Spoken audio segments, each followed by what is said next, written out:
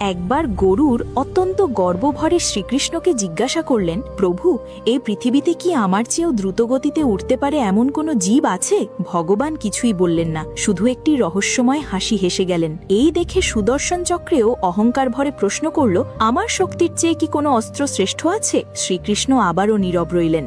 তখন সত্যভামা বললেন, ত্রেতাযুগে সীতার থেকেও কি আমি বেশি সুন্দরী নই? আমার সমকক্ষ আর কে আছে? ভগবান তখন মনে মনে স্থির করলেন, এদের অহংকার ভাঙার সময় এসেছে। তিনি গরুরকে বললেন, হিমালয়ের এক গুহায় এক মহান বানর তপস্যা করছেন, তাকে বলো দ্বারকায় সীতা ও রাম তার জন্য অপেক্ষা করছেন। তারপর সুদর্শন চক্রকে আদেশ দিলেন, দরজায় পাহারা দাও, কাউকে ভেতরে ঢুকতে দেবে না। আর সত্যভামাকে বললেন, তুমি মহারানীর মতো সেজে এসো। গরুর দ্রুত হিমালয়ে পৌঁছে হনুমানকে বার্তা দিতে শুরু করলেন, কিন্তু কথা শেষ হওয়ার আগেই হনুমান তার চেয়েও 1000 গুণ দ্রুত বেগে উড়ে দ্বারকার দিকে রওনা হলেন। গরুর স্তম্ভিত হয়ে গেলেন।